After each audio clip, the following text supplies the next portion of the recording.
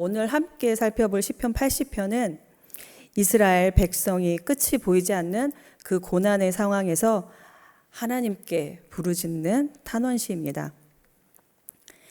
이스라엘은 지금 자신들이 겪고 있는 이 고난과 어려움이 아수르 때문이라고 생각하고 있습니다. 북이스라엘이 아수르에게 공격을 당했기 때문에 이스라엘이 고통을 당한 것이라고 생각한 것인데요. 이 시를 지은 아삽은 그렇게 생각하지 않았습니다. 하나님이 그들에게서 등을 돌리신 이유는 그들의 죄 때문이라고 말하고 있습니다. 그리고 이스라엘 백성들을 위해서 이 아삽이 하나님께 다시 회복시켜 달라고 기도하고 있는 내용입니다. 우리는 오늘 본문 말씀을 통해서 우리를 부욕해 하시는 하나님, 그리고 우리를 고통과 아픔 가운데로 몰고 가시는 분도 하나님이시고 또 우리를 돌이키시는 분도 하나님이심을 함께 살펴보고자 합니다. 먼저 본문 8절에서 11절 말씀을 통해서 하나님께서 얼마나 이스라엘 백성들에게 은혜와 사랑을 베푸셨는지에 대해서 알 수 있는데요. 8절에서 11절 말씀 함께 읽어보겠습니다. 주께서 한 포도나무를 애굽에서 가져다가 민족들을 쫓아내시고 그것을 심으셨나이다. 주께서 그 앞서 가꾸셨으므로 그 뿌리가 깊이 박혀서 땅에 가득하며 그 그늘이 산들을 가리고 그 가지는 하나님의 백향목 같으며 그 가지가 바닥까지 뻗고 넝쿨이 강까지 미쳤거늘. 네, 먼저 8절 말씀을 보면 주께서 한 포도나무를 애굽에서 가져다가 민족들을 쫓아내시고 그것을 심으셨나이다. 이렇게 말씀하고 있습니다. 여기에서 포도나무는 이스라엘을 주님께서 심으신 무성했던 그 포도나무로 묘사하고 있는데요. 이 포도나무의 비유를 통해서 하나님이 이스라엘을 출애굽시키셔서 가나안 땅으로 옮기시고 또 번성하게 하신 사실에 대해서 은유적으로 표현하고 있는 것입니다. 이스라엘 백성들의 출애굽과 가나안 정복은 순전히 하나님께서 행하신 일입니다. 하나님은 이스라엘 백성들이 가나안을 정복할 때 그 땅에 살고 있던 7 족속들, 헷 족속, 또 기르가스 족속, 가나안 족속, 브리스 족속, 히위 족속, 여부스, 아무리 족속, 이렇게 7 족속을 몰아내시고 무성한 포도나무처럼 그 땅에 심기시고 또 자랄 수 있게 하셨습니다. 아삽은 이러한 과거를 회상하면서 다시금 하나님의 능력을 자신들에게 베풀어 주셔서 회복시켜 주시기를 소망하고 있습니다. 네, 9절 말씀을 보겠습니다. 주께서 그 앞서 가꾸셨으므로 그 뿌리가 깊이 박혀서 땅에 가득하며. 주님께서 그 앞서 가꾸셨다고 말씀하고 계세요. 어떻게 준비하셨죠? 하나님께서 아브라함을 택하시고 그를 갈대아 우르에서 이끌어내셔서 가나안 땅으로 인도하시고 또 그 후손들에게서 그 땅을 주시겠다고 약속하셨어요. 그리고 이 약속을 이루시기 위해서 이스라엘을 애굽으로 보내셔서 강한 민족이 되게 하십니다. 그리고 정하신 때가 되자 출애굽시키셔서 가나안 땅을 정복하게 하신 그 모든 과정을 염두에 두고 있는 표현이라고 할 수 있습니다. 하나님께서는 이러한 언약의 성취를 위해서 그것을 방해하는 모든 요소들을 제거하셨고 이스라엘 백성들이 그곳에서 번성할 수 있도록 있는 모든 여건들을 만드셨어요. 이렇게 하나님께서 완전한 준비를 하신 결과 이스라엘 백성들이 가나안 땅에 깊이 뿌리를 박을 수 있었고 그 땅에 가득할 수 있었습니다. 그런데 이스라엘 백성들은 하나님의 은혜를 깨닫지 못하고 또 교만하여져서 하나님께 불순종함으로 언약을 저버리게 됩니다.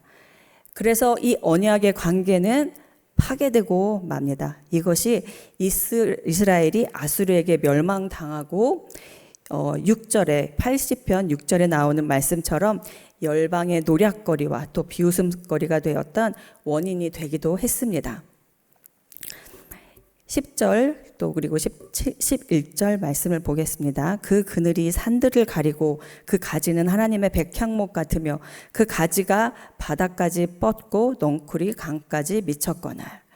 이 말씀의 표현은 이스라엘 백성들의 번성함을 포도나무 가지의 길이와 굵기로 표현한 문장인데요. 이 표현을 보면 너무 과장되게 표현된 게 아닌가 이런 생각이 들기도 합니다. 왜냐하면 그 가지가 하나님의 백향목 같다라고 했는데 이 백향목에 대해서 지난 설교 시간에 잘 들으신 분들은 기억하실지 모르겠습니다만 백향목이 잘 자라면 그 높이가 40m에 달하고 또 굵기가 3m나 돼서 수목의 왕으로 불리는 나무입니다. 그렇다면 생각해 보세요. 여러분들이 알고 계시는 포도나무의 가지, 그 가지와 백향목의 가지가 비교가 되시나요? 그리고 백향목을 비유로 든 이유는 이 나무가 보통 이스라엘의 북쪽 지역인 레바논에서 자라는데 이스라엘의 세력이 거기까지 가득하게 미쳤다는 사실을 암시하는 표현이라고 보시면 되겠습니다. 그만큼 강하다는 얘기겠죠? 그런데 우리가 여기서 알아야 할 것은 포도나무가 크고 멋있다고 해서 꼭 가치 있는 것은 아니라는 것입니다. 포도나무는 그 열매 때문에 가치가 있는 것입니다. 가지가 백향목 같고 그 넝쿨이 멀리 뻗었기 때문에 가치 있는 것이 아니라는 이야기입니다. 하나님께서는 오히려 이 포도나무가 작아지기를 바라셨습니다. 이 포도나무의 모든 장가지를 잘라버리고 오직 하나님의 말씀으로 싱싱한 열매를, 좋은 열매를 맺기를 원하셨습니다. 하지만 이 포도나무는 겉으로 너무 크고 멋있어지는 바람에 열매는 보잘것없고 맛은 지독하게 쓴 들포도가 되어버린 것입니다. 이런 포도는 잘 알고 계시듯이 전혀 상품 가치가 없습니다. 우리 신앙생활에도 별반 다르지 않을 것 같습니다. 남들이 보기에 정말 봉사도 열심히 하고 기도도 많이 하는 것 같고 예배 때마다 참석도 잘하고 겉으로 볼 때 아무런 걱정 없이 평안하기만 한 것 같이 신앙생활을 하는 사람이다 할지라도 그것이 삶에서 진정한 열매 맺는 생활을 하고 있는지는 옆에 있는 사람 누구도 아니고 자신 스스로가 제일 잘 알고 있을 것입니다. 그렇다면 여기 계신 성도님들은 모두가 좋은 열매 맺는 신앙생활을 잘 하고 계십니까? 이스라엘 백성들이 원래는 아주 좋은 포도나무였다 할지라도 이 포도나무가 하나님의 말씀을 듣지 않았기 때문에 이스라엘은 실패했습니다. 이 포도나무의 잔가지가 가나안을 향해 너무 많이 뻗어나갔기 때문입니다. 포도나무가 너무 화려하게 커졌기 때문에 원래 아름다운 맛을 잃어버린 것입니다. 여러분의 잔가지는 어디를 향하고 있습니까? 혹시 세상을 향해 있지는 않습니까? 이스라엘 백성들은 누구보다도 하나님의 은혜를 거저 누린 백성들입니다. 신명기 33장에는 모세가 이스라엘 백성들에게 너는 행복한 사람이로다. 여호와의 구원을 너같이 받은 백성이 누구냐라고 말하기까지 했습니다. 하나님께서 가꾸신 이 포도나무의 가치가 하나님의 백향목 같고 바닥까지 뻗어 넝쿨이 강까지 미쳤다고 할 정도로 과장되게 표현될 만큼 하나님께서 크신 은혜를 그들에게 베풀어 주신 것입니다. 이렇게까지 사랑한 백성들이었는데 그들의 끊이지 않는 크나큰 죄 때문에 하나님은 결국 그들에게서 등을 돌리시게 됩니다. 사랑하는 백성들에게서 등을 돌리시는 하나님의 마음은 아무렇지도 않으셨을까요? 그렇지 않으셨을 겁니다. 누구보다도 마음 아파하셨을 것입니다. 우리는 하나님께서 우리로부터 등 돌리지 않게 하시기 위해서 우리는 늘 깨어 있어야 합니다. 늘 주님의 말씀을 가까이 해야 합니다. 겉으로 보여지는 화려함보다 우리의 중심에 하나님을 바라봐야 합니다. 죄에 가까이 뻗는 가지가 아니라 하나님께로 향하여 뻗는 아름다운 가지가 되어서 귀한 열매 맺는 삶을 살아가는 우리가 되어야 할 줄 믿습니다. 이렇게 하나님의 은혜와 사랑을 누리던 이스라엘 백성들이 죄를 가까이 한 결과로 하나님께서 등을 돌리셨는데요. 이스라엘 백성들의 표현으로는 하나님이 자기들을 버리셨다고 얘기했습니다. 그렇게 느낄 만큼 하나님께서는 더 이상 이스라엘 백성들의 보호막이 되어주지 않으셨습니다. 그래서 이어지는 2절부터 16절 말씀을 보면 하나님께서 등을 돌리심으로 인한 결과가 나오게 되는데요.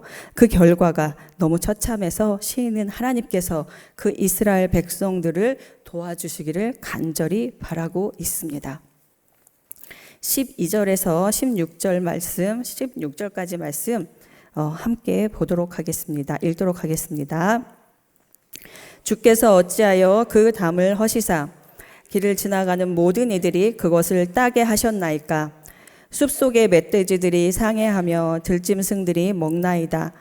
만군의 하나님이여 구하옵나니 돌아오소서. 하늘에서 굽어보시고 이 포도나무를 돌보소서. 주의 오른손으로 심으신 줄기요 주를 위하여 힘있게 하신 가지니이다. 그것이 불타고 배임을 당하며 주의 면책으로 말미암아 멸망하오니. 네. 이렇게 13절 말씀을 보면 주께서 그 담을 허신다라는 표현이 나오는데 하나님께서 그 보호막을 거두셨다는 의미를 말합니다. 그동안은 하나님의 보호 아래에서 있었는데 하나님께서 그 보호하심을 거두시니까 어땠을까요? 주인으로부터 버려진 포도원이 됐으니까 참담하기 그지 없었겠죠.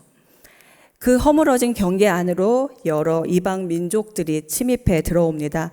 그러다 보니까 이스라엘이 대적들에게 혹독하게 약탈을 당하게 되고 또 이전에는 주님이 가꾸셨던 포도원인데 이제는 멧돼지와 들짐승들에 의해서 짓밟히게 됩니다. 이렇게 침략당하고 멧돼지와 들짐승들에 의해 짓밟히는 이스라엘 백성들을 보면서 우리를 구원하소서라고 아무리 부르짖어도 소용이 없었습니다. 왜냐하면 그들이 아주 떫은 맛을 내는 들포도가 되었기 때문입니다. 하나님께서 이스라엘 백성들로부터 등을 돌리신 후에 이런 고통의 시간을 겪은 이스라엘 백성들이라면 자신들이 당연하게 생각하며 누려왔던 것들이 당연한 것이 아니었음을 깨닫고 자신들의 잘못을 뉘우치며 용서를 구했으면 얼마나 좋을까요? 여러분 한번 생각해 보시기 바랍니다. 지금까지 우리를 인도하시고 늘 좋은 것으로 채우시고 성장하게 하신 하나님이 어느 순간 나에게서 우리에게서 등을 돌리셨다면 여러분은 어떻게 하시겠습니까? 어떻게 하는 방법이 옳은 방법일까요? 먼저 무엇이 잘못됐는지 알아야 되겠죠. 그런데 이스라엘 백성들은 뭐 때문에 하나님이 그렇게 등을 돌리셨는지 잘 이해하려고 하지도 않았어요. 지금까지 닥친 상황만 바라보고 그 너머에 계시는 하나님은 바라보지 못했습니다. 이스라엘의 멸망이 너무나 안타까운 마음에 이 시인 아삽은 하나님께 간곡히 애원하고 있는데요. 만군의 하나님이여 라고 하나님을 부릅니다. 처참하고 철저하게 파괴당한 이스라엘을 구원하실 수 있는 분은 오직 전능하신 하나님만이 유일하다는 시인의 인식에서 나온 표현입니다. 그래서 하나님이 이미 이스라엘을 백성들에게서 등을 돌리셨기 때문에 시인은 다시 돌이켜 이스라엘 향해 그 얼굴 비춰주시기를 간곡히 애원하고 있습니다. 하나님은 우리에게 한없는 사랑과 또 은혜의 하나님이시기도 하지만 누구보다도 무서운 분이심을 우리는 알아야 합니다. 성경을 보면 돌아선 하나님의 마음을 다시 돌이킨 사람들이 나옵니다. 우리가 첫 번째로 보고자 하는 사람은 모세입니다. 모세가 시내산에서 머물고 있을 때 이스라엘 백성들은 시간이 점점 갈수록 불안해합니다. 그들은 모세의 형 아론에게 우리를 인도할 신을 만들어 달라고 애원합니다. 그렇게 애원하는 백성들을 보면서 아론은 백성들의 요구에 금을 모아서 그것을 녹여 금송아지를 만들게 됩니다. 그리고는 이스라엘아, 이 신이 너희를 이집트, 그러니까 애굽에서 이끌어낸 신이다라고 선포했습니다. 모세는 이러한 상황들을 모르고 하나님의 말씀을 새긴 두 돌판을 들고 여호수아와 함께 산에서 내려오다가 이스라엘 백성들이 이 금송아지 앞에서 웃고 떠들고 잔치를 벌이고 있는 모습을 보게 됩니다. 그 모습을 본 모세는 분개하게 되고 자신의 손에 있는 돌판을 던져서 깨뜨리게 됩니다. 그리고는 이어서 금송아지를 잘게 부숴서 이스라엘 자손들이 마시게 했습니다. 그 이후에 모세는 다시 시내산에 올라가서 하나님께 죄를 고백하며 용서를 해달라고 구합니다. 하나님, 이스라엘 백성들을 용서하여 주시옵소서. 용서해 주지 않으시려면 차라리 제 이름을 주께서 기록하신 책에서 지워 주시옵소서라고 고백합니다. 영원한 생명을 얻는 생명책에서 이름을 지워달라고 할 만큼 모세는 이러한 영광을 포기하며 이스라엘 백성들을 위해서 무릎 꿇고 하나님 앞에서 간절하게 구한 것입니다. 이런 모세의 모습을 보고 하나님은 어떻게 하셨죠? 하나님께서 그 마음을 받아서 용서해 주셨습니다. 그런데 다시 한번 말씀하시면서 누구든지 죄를 지으면 그 사람의 이름을 내 책에서 지울 것이다 라고 말씀하기도 하셨습니다. 이 모세 한 사람의 기도로 인해서 이스라엘 백성들이 구원을 받을 수 있었습니다. 두 번째로는 하나님의 마음을 돌이킨 다른 한 사람이 있는데 비느하스라는 사람입니다. 비느하스 많이 들어보셨죠?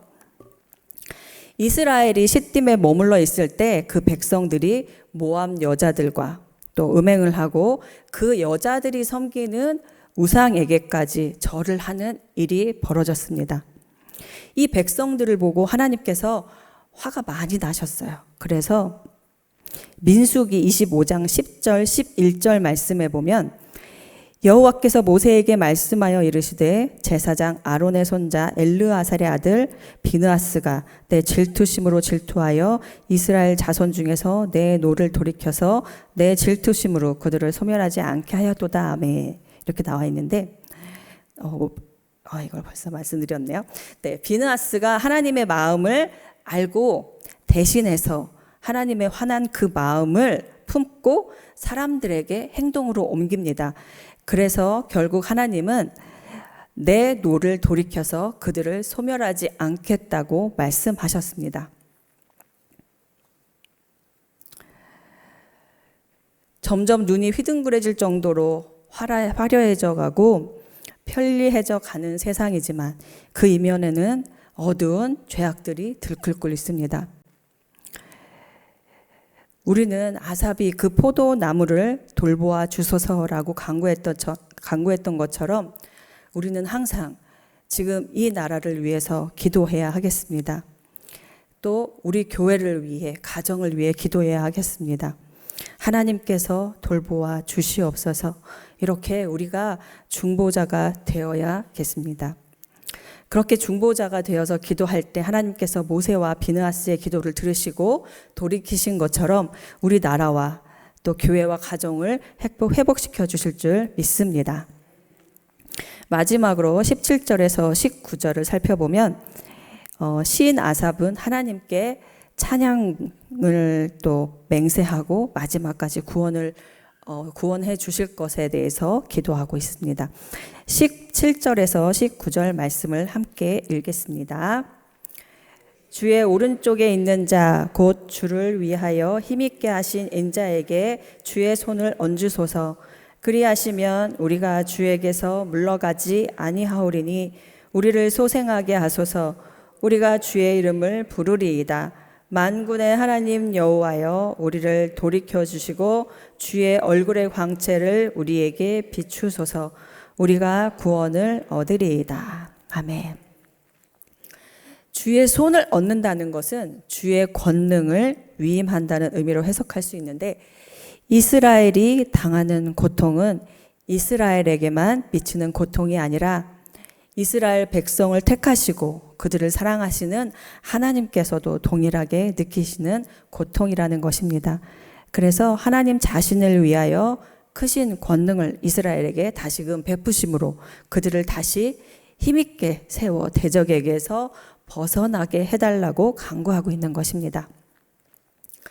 무덤에서 죽은 자를 일으키듯이 하나님께서 기적의 역사를 베푸심으로 이스라엘을 다시 회복시키실 것을 구하면서 더불어 하나님의 거룩하신 이름에 부합된 삶, 하나님을 전하고 하나님께 예배하는 삶을 계속해서 살아가겠노라고 다짐하는 의미가 담겨져 있습니다. 역사학자들은 북이스라엘의 최고 전성기를 오므리와 아합의 때라고 말합니다. 이 북이스라엘의 역사상 그때보다 막강한 힘과 경제적인 부를 소유했던 때는 없었습니다. 그런데 성경은 그때야말로 가장 타락한 시대이며 저주받은 시대라고 말하고 있습니다. 그렇다면 지금 우리가 살고 있는 이 세대는 어떻습니까? 잘 생각해 보시면 부족함 없이 살아가고 있는 것을 알 것입니다. 그리고 기술이 또 편리하게, 우리가 편리하게끔 발전한 만큼 우리도 가장 타락한 시대를 살아가고 있지 않나 생각합니다. 오늘 이 시편은 고난과 역경의 현재 상황에서 오직 한 가지에만 온 관심을 집중하고 있습니다. 그것은 바로 우리의 만군의 하나님 여호와입니다. 만군의 하나님 여호와만이 구원의 역사와 고난 역사의 주인공이십니다. 우리 인생은 하나님을 잘 믿다가도 때때로 하나님을 잊고 또 자신의 소견에 오른 대로 생활하고 또 결국 고통을 당하는 경험을 하게 됩니다. 우리는 만군의 하나님께 오늘의 시편을 지은 이 아삽과 같이 간구해야 합니다. 하나님, 우리를 회복시켜 주시옵소서.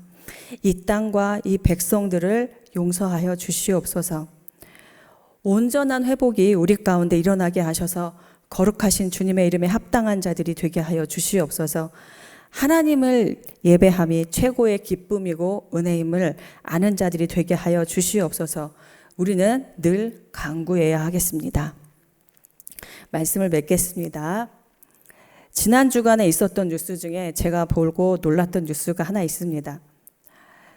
전국의 하수에서 필로폰과 엑스터시 등 불법 마약류 성분이 검출됐다는 뉴스였습니다. 2020년부터 지난해까지 전국 17개 시도별 하수 처리장에서 그 시료를 채취해서 잔류 마약류 종류와 양을 분석했는데 매년 조사 대상 하수 처리장에서 매년마다 빠지지 않고 검출됐다는 내용의 뉴스를 보면서 많은 생각을 하게 됐습니다. 이제까지 뉴스를 보면서 우리나라도 마약에서 자유로울 수만은 없다라는 것을 많이 들었지만 이번처럼 가깝게 느껴졌던 적은 없었던 것 같습니다. 세계적으로 보면 우리나라는 점점 더 살기 편한 나라처럼 보이겠지만 살기 편해진 만큼 우리에게 따르는 대가는 아주 크다고 생각합니다. 이스라엘 백성들이 자신들의 죄는 보지 못한 채 포도나무 가지를 세상을 향해 뻗어 나가느라 하나님을 오해하고 또 원망하는 것처럼 우리도 지금까지 하나님이 우리를 위해 하신 일들은 보지 못하고 세상을 향해 가지만 점점 자라가게 하고 있는 건 아닌지 우리 또한 점검해 봐야겠습니다. 에스겔서 22장 30절 31절 말씀을 제가 읽어드리겠습니다. 이 땅을 위하여 성을 쌓으며 성 무너진 데를 막아서서 나로 하여금 멸하지 못하게 할 사람을 내가 그 가운데에서 찾다가 찾지 못하였으므로 내가 그 분노를 그들 위에 쏟으며 내 진노의 불로 멸하여 그들 행위대로 그들 머리에 보응하였느니라. 주 여호와의 말씀이니라. 하나님이 멸하지 못하게 할 사람을 찾으시는데 결국 찾지 못해서 그 분노를 그들 위에 쏟으셨다고 말씀하고 있습니다. 지금 우리나라가 점점 더 악해져 가고 있는데 이 나라를 위해서 하나님께서 기도할 사람을 찾으시는데 그 사람이 없다라고 한다면 어떨까요? 하나님께서 진노의 불로 우리 가운데 쏟으실 것입니다. 그래서 우리가 바로 하나님이 찾으시는 그 사람이 되어야 합니다. 우리가 하나님의 마음을 먼저 알아 행동하고 기도해야 합니다. 하나님 이 땅을 불쌍히 여겨주시고 긍휼히 여겨주심으로 온전히 회복되어지는 역사가 일어나게 하여 주시옵소서. 하나님께서 우리에게서 등 돌리지 마시고 주님의 빛난 얼굴을 보게 하여 주시옵소서. 하나님께서 이스라엘 백성들에게 베푸셨던 은혜와 사랑이 크신 만큼 그들의 죄 가운데 빠졌을 때 배신감도 크셨을 것입니다. 하나님께서 우리나라를 사랑하시고 또 은혜를 베푸셔서 우리나라가 이렇게까지 성장할 수 있었습니다.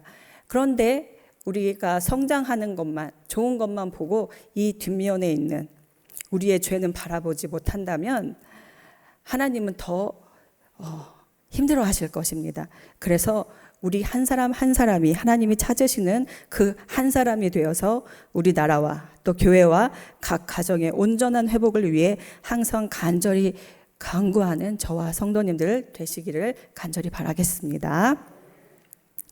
이 시간 오늘 이 말씀을 붙잡고 함께 기도했으면 좋겠습니다. 이 시간 주여 삼창하시고 함께 기도하겠습니다.